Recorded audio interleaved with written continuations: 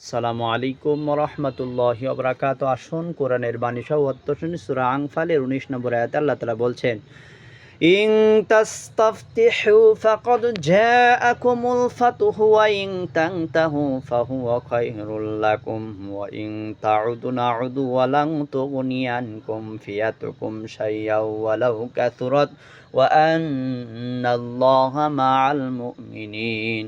আল্লাহ রাব্বুল আলামিন ইরশাদ করেন, এই কাফেরদের বলে দাও, যদি তোমরা ফায়সাল্লা চেয়ে থাকো তাহলে এই নাও, ফায়সাল্লা তোমাদের সামনে এসে গেছে।